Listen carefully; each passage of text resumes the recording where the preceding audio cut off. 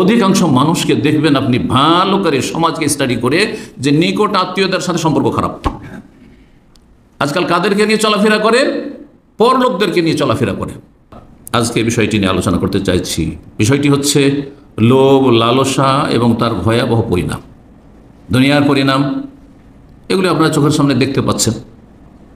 অন্তর্দৃষ্টি যদি থাকে, হ্যাঁ, জ্ঞানচক্ষু থাকে, যদি বিবেক থাকে, তো দেখতে পাচ্ছেন চোখের সামনে। এবং বাংলা ভাষায় একটি প্রবাদ রয়েছে, হ্যাঁ, লোভে পাপ আর পাপে মরণ। কথাটি আছে আমাদের সমাজে, জ্ঞানীগুণীরা বলেছে। এগুলি কথা কোরআন হাদিসের কথা নয়, আল্লাহ রসুলের কথা নয়, কিন্তু আল্লাহ এবং রসুলের কথার সাল্লাল্লাহু আলাইহি ওয়াসাল্লাম অনুকূলে, পক্ষে। সুতরাং সেগুলি আমরা সমর্থনের জন্য বলতে পারি এবং সেগুলি থেকে আমরা শিক্ষা নিতে পারি। বড়দের থেকে আমরা এই কথাগুলি শুনে সেগুলি আমরা আমলে নিলে আমাদের জীবনটা সুন্দর হয়ে যাবে। আগের মুরব্বীরা, আমরা যাদেরকে মুরব্বী পেয়েছি, তারা এমন এমন কথাগুলি বলতো যেগুলিকে হয়তো আমরা তখন গুরুত্ব দিতাম না, কারণ তখন আমরা কচি কাছে অল্প বয়সের ছিলাম।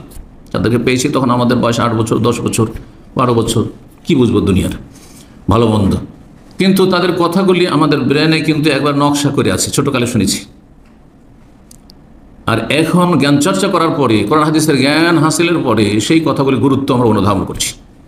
লোভ, লালসা, মানুষকে আল্লাহ সৃষ্টি করেছেন এইরকম করে যে তাদের প্রকৃতিতে কিছু ভালো গুণ আছে, ভালো বৈশিষ্ট্য আছে, আর কিছু প্রাকৃতিকভাবে খারাপ দোষ ত্রুটি আছে, প্রত্যেকের মধ্যে আছে, কার মধ্যে কম, কার মধ্যে বেশি। যেই ব্যক্তি ভালো গুণগুলিকে কি করে, তার পরিচর্যা করে, সেগুলিকে শক্তিশালী করার চেষ্টা করে, তখন ভালো গুণগুলি শক্তিশালী হয়ে যায়, তখন ভালো মানুষ হয়ে যায়।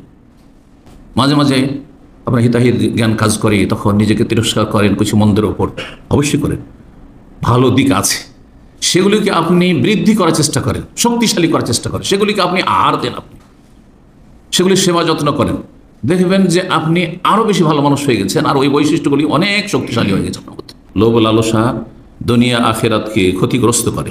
সূরা বাকারা আয়াত 41 আল্লাহ বলছেন, ওয়ালা তাশতারু বিআয়াতি সামানান কালিলা, আমার বিধিবিধান, হুকুম আহকামের বিনিময়ে তোমরা ক্রয় করিও না সামান্য মূল্য, তুচ্ছ মূল্য, সামান্য কিছু দুনিয়ার স্বার্থ।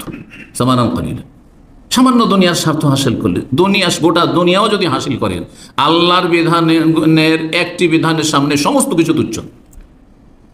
এই জন্য রাসূলুল্লাহ সাল্লাল্লাহু আলাইহি ওয়াসাল্লামের হাদিসগুলি একটু চিন্তা করে দেখেন, যে ফজরের 2 রাকাত সুন্নাত, ফরজও না, আর 5 ওয়াক্ত সালাতের কথাও বলেননি নবী সাল্লাল্লাহু আলাইহি ওয়াসাল্লাম, বলছেন রাকাতাল ফজরি খায়রুম মিনাদ দুনিয়া ওয়া মা ফিহা।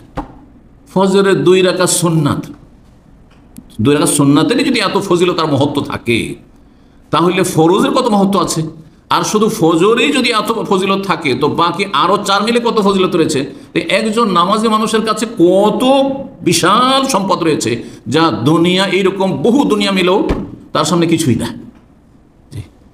রাকাত আল ফজরি, ফজর 2 রাকাত সুন্নাত নামাজ, খায়রুম মিনাদ দুনিয়া, উৎকৃষ্ট পৃথিবী এবং মা ফিহা, পৃথিবীতে যা কিছু আছে, যত রাজত্ব আছে আর যত রাজভাণ্ডার আছে, আর প্রতিটি দেশে যত সম্পদ রয়েছে মানুষের কাছে, হ্যাঁ, সম্পদ হোক ব্যক্তির কাছে অথবা রাষ্ট্রীয় সম্পদ হোক, আর যত খনিজ সম্পদ আছে, হ্যাঁ, ভূগর্ভে রয়েছে, যা কিছু আসমান জমিনের মাঝখানে রয়েছে, যত ধন দৌলত রয়েছে, সমস্ত কিছুর চাইতে, সমস্ত কিছু, যত শিক্ষিত মানুষ রয়েছে আর যত শিক্ষা প্রতিষ্ঠান রয়েছে, যত কিছু রয়েছে, দুনিয়ার উন্নতি রয়েছে, সায়েন্স আর টেকনোলজি রয়েছে, এগুলো মা ফিহার অন্তর্ভুক্ত। সমস্ত কিছুর চাইতে মূল্যবান হচ্ছে, উৎকৃষ্ট হচ্ছে ফজরের 2 রাকাত সালাত নামাজ আদায়কারীর জন্য। একজন লোক যখন ফজরের 2 রাকাত সুন্নাত পড়লো, তার কাছে যদি কিছুই না থাকে, ওই ফজরের 2 রাকাত নামাজ পড়েছে, দুনিয়া এবং দুনিয়ায় যা কিছু আছে তার চাইতে বেশি সে লাভ হাসিল করেছে। বলুন আলহামদুলিল্লাহ। যাকে আল্লাহ তৌফিক দিয়েছেন, এইভাবে আল্লাহ তৌফিক দিয়ে থাকেন। আর যার কাছে গুরুত্ব নেই, ফরজেরও গুরুত্ব নেই, মুসলিম থাকলেই কি, আর নামাজ ছেড়ে দিয়ে কাফের হইলেই বা কি, আর জাহান্নামে গেলেই বা কি, ও তো বিশ্বাসই নেই জাহান্নাম বলে। যখন যাবে তখন বিশ্বাস হবে, তখন বলে আল আনা, এখন আর কি, এখন সাজা শাস্তির সময়। ঠিক তো দুনিয়ার সামান্য মূল্য বা সামান্য কিছু হাসিলের জন্য আমার বিধিবিধানকে তোমরা কি করে দিও না, বিক্রি করে দিও না। এখানে তাশতারু মানে ক্রয় করা, বিক্রি করা। তোমরা আমার ওয়ালা তাশতারু বিআয়াতি, আমার বিধিবিধানের বিনিময়ে তোমরা দুনিয়ার তুচ্ছ কিছু ক্রয় করিও না। তার মানে দুনিয়া খরিদ করছেন, দুনিয়া হাসিল করছেন আপনি, আর দিনের কোনো হুকুম আহকামকে আপনি নষ্ট করছেন। আজকে যারা দুনিয়ার ক্ষমতা যাওয়ার জন্য শিরক করে ফেলছে, শিরকের আস্থানায় গিয়ে ধর্ণা দিচ্ছে, রোজা আর পূজা সমান করে দিয়েছে যারা, তাদের উপরে আজ ফিট হয় নাকি বলে তো দেখি? যারা দুনিয়ার স্বার্থে হারাম খেয়ে জাহান্নামে যাচ্ছে, দুনিয়ার স্বার্থে লোভ লালসা সামলাতে না পেরে কত অপরাধে জড়িয়ে যাচ্ছে। অন্যের তো বেইমানি করেছে, স্বার্থ হাসিল করতে গিয়ে যখন দেখলো যে এটা তো ঝুঁকিপূর্ণ, তখন যে সামনে এসেছে বাধা দেওয়ার জন্য তাকে সরিয়ে দিয়েছে, খুন করেছে। হ্যাঁ, চুরি ডাকাতি ছিনতাই জুলম অত্যাচার সমস্ত কিছু, খুন করা, সব কিছু করতে পারে। লোভ লালসা এমন একটি অপরাধ যা বহু অপরাধে মানুষকে জড়িয়ে দেয়। লোভ লালসার কারণে আজকে যতগুলি খুন হচ্ছে, আর যত জুলম অত্যাচার হচ্ছে, আর যত বেইমানি আত্মসাৎ হচ্ছে, আর যত মানুষ টাকা পয়সা ধার নিয়ে দিচ্ছে না, উদাও হয়ে যাচ্ছে, হ্যাঁ, ইত্যাদি ইত্যাদি যা কিছু করছে। বিদেশে প্রবাসে যারা থাকেন, জমি জায়গায় কিনে রেখে দেন, দেখবেন দু চার বছর পর গেলে আর খুঁজেই পাবেন না। এটা হচ্ছে ইন্ডিয়া, বাংলাদেশ, পাকিস্তানের অবস্থা। আমি যেই দেশ সম্পর্কে জানি সেই দেশ সম্পর্কে বলুন, বাকি আল্লাহর জমিন সারা দুনিয়াতে জানি না কোথায় কী অবস্থা আছে। আমাকে অনেক ভাইরা, আমাদের দিনী ভাইরা বলেছেন যে তারা কেন ফ্ল্যাট নিচ্ছেন। ফ্ল্যাট কেন নিচ্ছেন? আপনি জমি জায়গা নেন, জমি জায়গা নিয়ে আমি প্রবাসে থাকবো, ওখানে 1 বছর পরে গিয়ে দেখবো যে কেউ বাড়ি করে বসে আছে। আমি যদি আইনের জোরে তাকে সেখান থেকে সরাই, তাহলে আমার ছেলে মেয়ে সবাই খুন হয়ে যাবে তাদের হাতে। তাহলে আমি এই জমি নিয়ে করবোটা কি? আল্লাহ আমাকে অনেক ভাইরা বলেছে এই কথা, যারা ভুক্তভোগী তারা বলেছে। এর পিছনে কারণটা কি? এই লোভ লালসা। লোভ লালসা, হালাল হারামের কোনো পার্থক্য নেই। জান্নাত জাহান্নাম কোথায় যাব কোনো চিন্তা নেই, কোনো চিন্তা নেই।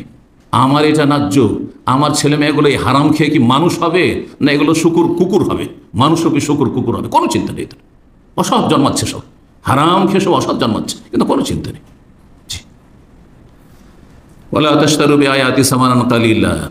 এই আয়াত সম্পর্কে, আয়াত কেন এই আয়াত শুরু করলাম, এই আয়াত সম্পর্কে প্রখ্যাত দুইজন তাবি, ইমাম সুদ্দি এবং ইমাম কাতাদা রাহিমাহুমুল্লাহ, তারা বলছেন আস-সামানুল কালিল হোনা আত-তামা দুনিয়াবিয়া জাইল। দুনিয়ার লোভ লালস, পার্থিব লোভ লালসাই হচ্ছে দুনিয়ার সামান্য মূল্য, মানে সামান্য স্বার্থ, এই তুচ্ছ স্বার্থের জন্য এই লোভ লালসার কারণে আপনি ইসলামকে পরিত্যাগ করছেন, আপনি হ্যাঁ হারামে আপনি লিপ্ত হয়ে যাচ্ছেন, আপনি জাহান্নামে চলে যাচ্ছেন, আপনি কিন্তু পরোয়া করছেন না, আপনি নিজের স্বার্থ পুরা করার জন্য। লোভ লালসাই হচ্ছে নিজের স্বার্থ। আজকাল অধিকাংশ মানুষ আগে স্বার্থ দেখে যে কোনখানে আমি খরচ করলে আমার স্বার্থ আছে, কার সাথে চলাফেরা করলে স্বার্থ আছে, কাকে খাওয়ালে আমার স্বার্থ আছে, হ্যাঁ কার সাথে দিনে রাতে 14 বার টেলিফোন করলে স্বার্থ আছে।